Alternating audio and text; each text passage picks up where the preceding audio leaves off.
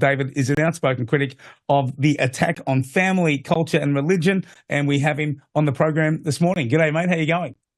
I'm doing well, thank you, Dean. It's very, very early here in the UK, but good to be up to talk to you. I love what you're doing. I can just see the enthusiasm on your face. You're raring to go. You're raring for a fight, and it's going to be one hell of a fight ahead. And I'm glad that we've got people like you fighting it on behalf of the people over in the UK, because, boy, don't we need a champion at the moment after the last 3 or 4 years. I think people are just completely flabbergasted by what's happened over the last 3 or 4 years, starting in 2020 with the lockdowns and then injections and then the war narrative with Ukraine and then the Middle East. And now they're talking up conscription this week, which is completely unnecessary. And it's like the governments are at war with the people. You know, we're supposed to be fighting enemies abroad with our military, but they've got actual military behavioral psychology units in order to try to control and manipulate people to get them to take these injections, for example, to accept transgenderism, which has been mainstreamed into culture, and 20 other things that I could think of which are actually attacking our culture and attacking individuals and their mental health and their financial health and even their lives and their physical health in some ways. And this has been pushed by what I call the uni-party, and many people are starting to call them the uni-party in this country and in across the world, where you've got here we've got what I call the fake conservatives, and you've got the Labour Party that's got nothing to do with the labouring man anymore, and they're actually coalesced into a uni-party which has got the same program, the same policies, and they're all militating against ordinary people. So we need a choice, and that's why I set up the Heritage Party in 2020 to just have a manifesto which is written in terms of positive principles which will restore our nation and just get back to what everybody thought was common sense 20, 30, 40 years ago, before all of this crazy stuff started to happen. And of course, you hit the nail on the head with the word common sense, with the term uni-party, or the duopoly, as I call it. I was up, I had 4 days off, I think it was last week, up on the Gold Coast, lovely place. And it was a young magician doing an act, a busker, doing a terrific act. And the whole time he's doing the act, it reminded me of the uni-party, because they create these things to distract us. Lunatic fringe ideas, and one side creates the idea, the other side defends it or pretends to be against it, I should say.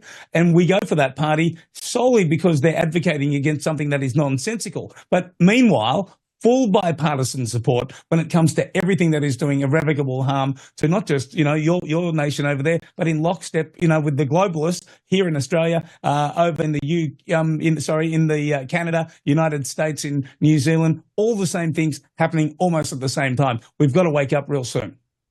Yeah, you're absolutely right. I mean, we've seen this time and time again, where people in the centre-right, the centre-left parties, along with the mainstream media and everybody who's behind them, are starting to push narratives immediately on the same day all over the world. And you can tell that this is a program that they've got something, they're up to something. And yeah, you have them working in lockstep. That's a very key word that people understand now. But then there are these, there's a very, very small Overton window when you're allowed differences of opinion within this tiny area. So you get this creates the situation where people stick to what they've done before, which is almost tribal voting. They vote fake Conservative because they don't like Labour, they like them even less. Or some people vote Labour because they like the Tories, the fake Conservatives, even less. But then they're getting the same thing. They're getting the programmes of the World Economic Forum, the United Nations, and the 17 Sustainable Development Goals and Agenda 2030, and even the programme of cultural Marxism, which comes essentially from Marx's Communist Manifesto. And what that says is they want to create a revolution, and with the revolution, they would get rid of nation states, they'll get rid of the traditional family, they'll get rid of private property, and they'll get rid of Christianity. Those are the four things that the Marxist Communist Manifesto says they get rid of. And, not many people have read that today because it was written and published in 1848. But you can see the programs of the World Economic Forum are essentially doing the same thing. They're trying to take those things away from us, which we need in order to have a healthy society, and replace it with something that is, at least, to say the least, very unhealthy, but also tyrannical and totalitarian. And we need to stand against it. Yeah, and they're not just trying. I mean, they're doing a bloody good job of it. I mean, they're a fair way, they're halfway to it. They're no longer even hiding what they want to do. They used to have to hide in the background and do it inch by inch, incrementally. That's how we got from there to here. But now they're of such strength, they have such backing, they have infiltrated the woodwork to the point where they're just actively in our face. So we have been too quiet for too long. I think we are the silent majority, and I think the silent majority is looking for someone exactly like you, David Curtin, and your party to go and lead them into a better future. Because if we don't act now, I mean, if we sincerely don't act right now, it's going to be way too late. Well, absolutely. And the thing is, this is a great year to act because there are elections all over the world. I mean, in the UK, we've got local elections in May. We've got London elections in May. There's also going to be a general election at some time this year. We don't know exactly when it's going to be. I think it probably will be in the autumn, but that will be at a similar time to the US presidential election as well, where people have got a choice, you know, either to keep on going with what they've got or bring back Trump or somebody who's going to, you know, fight against this agenda. But that's what I want to do here in the UK and just restore freedom and liberty and traditional family values and self-sufficiency and skills, and stop mass immigration, which is replacing the population, you know, not slowly. It was slowly at first, but now it's very, very brazen and in your face. So all of these things, you know, the transgender agenda is being pushed through by the Tories in England, by the SNP in Scotland, by Labour in Wales. So there you got another example of where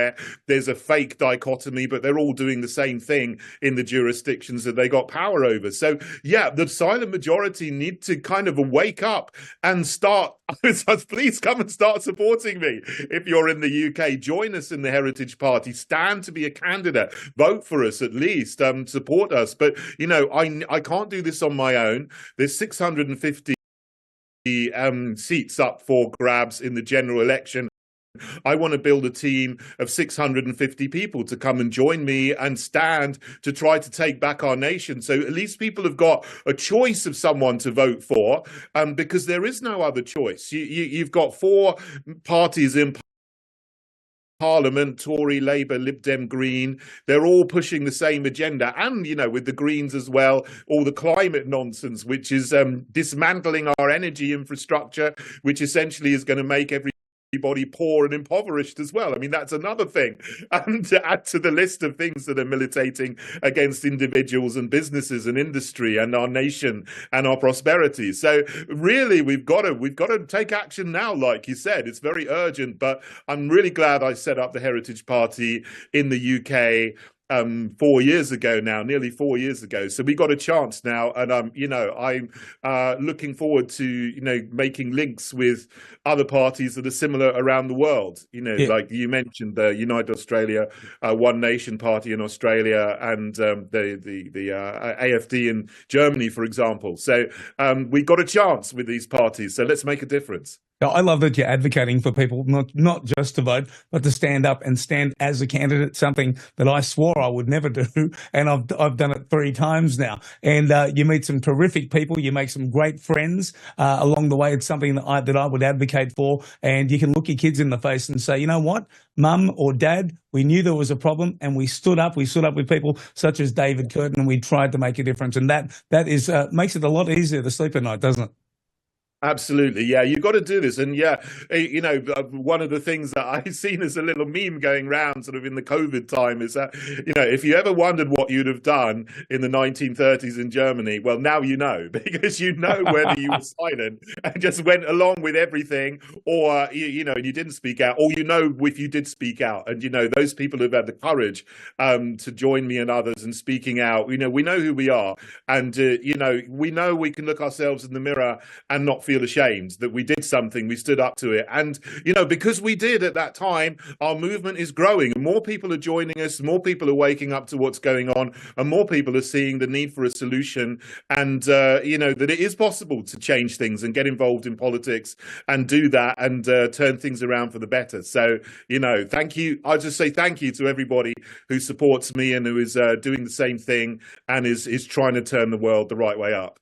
See, I can't imagine that in the next decade, a party such as yours, the Heritage Party, wouldn't become a major party, because we now know, you know, the uni-party the gig's up. I mean, there are no Conservatives. They've squeezed out all of the good ones. Most of my really good regular guests are ex-Liberal Party MPs at federal and state level who advocated for things that were true, who were right, and they weren't offered pre-selection, or they were kicked out, or they went and started their own parties. So all of the good people are being squeezed out, and now the voters are starting to realise that we don't have any good people in what used to be our Conservative option, or what appeared to be that. But now that we've got parties such as the Heritage Party, I really do think over the next election or two, people are really going to start to wake up and go, we have to start taking these parties seriously. They have to be our major parties, and they need to rule this nation. Yeah, absolutely. And in the UK, we've had 7 or 8 by-elections have happened in the last year. And the ruling party, the Tories, the fake Conservatives, have lost all of those by-elections, bar one, I think, which there was something, strange going on there because of things are specifically happening in London. But the others, they've lost them all. And the thing is, they lost them not because the other parties, the opposition parties, gained more votes. It's because their votes collapsed by 20 to 30,000 people each time. So their voters are just switching off because they're so disgusted by them. And, in this country, you've had the specific situation where they had a new leader, Liz Truss, who was voted in by the party, but then she was squeezed out by the loser of the previous leadership election, Rishi Sunak, who's now he's unelected, but he's the Prime Minister. And people are completely disgusted by it. So they're turning off to them. And the next stage is for people to come and join us and vote for the Heritage Party. So we're here to make a difference, and we're just waiting for everyone to jump on board and do it. Let's make a difference and change our country back for the better. Now, a question that I ask every time I talk to a party leader of a party, an up-and-coming party, is what were you doing 20 years ago, and did you ever see yourself doing what you're doing today? Did you ever expect to have to fight the fight you're fighting now 20 years ago? That is a very good question. I mean, 20 years ago, I was a chemistry teacher because that's what I did for 20 years or so before I got into politics in 2012. And no, I never thought of it. I think 20 years ago, I was in London and I was teaching chemistry. I was just enjoying being a young man in London and minding my own business and, going to the theatre, going out, whatever. And, these things that we have today were not even things that were on our mind. And you just look back, even 10 years ago and you think, well, what's happening now is absolutely insane. And, I never imagined 20 years ago that I would be, first of all, standing for Parliament and then leading a political party. So, yeah, this is quite different. Now, tell me if my information is correct. I had a little bird just tell me you'll be starting here at TNT. Well, there you go.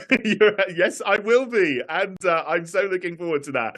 So, yeah, I'm going to be joining you on TNT and I'm going to be hosting a show at lunchtime in UK time. So that's going to be starting soon, in a week or two. So that is very exciting. I'm looking forward to that. Yes. I love that. I just had a little pop-up and I got excited. They didn't say I couldn't say anything, so sorry if I let the cat out of the bag, but I was immediately excited when I read it. Mate, I think that'll do wonders for the party as well, and mate, it'll give you a platform to go and talk to people. Not that you don't have a bunch of pretty bloody good platforms as it is, but you can never have enough when you're doing the work that you're doing. But it's amazing how many people, when I ask, here was I, an IT guy, with an internet company, 20 odd years ago, and fought my way to get into radio solely because there was nobody on radio doing the job that they were supposed to do, which is advocating for the people, advocating for the truth. I mean, I got sacked a couple of times. One of them was for telling people that this COVID vaccine may not be as safe as it was, and getting people here like Craig Kelly from former Liberal Party squeezed out for advocating for hydroxychloroquine and ivermectin, all the things that have proven to be correct over time. So, mate, it's our intuition, it is our gut that we've been forced to do the right thing, mate. And that's why I think, people can read, someone who's genuine. You are genuine times 10 to the power of 100. I think you're absolutely terrific, mate. And I'm really glad that you're going to be a fellow presenter here at TNT. And I think the audience I'm reading the comments, they're pretty excited too.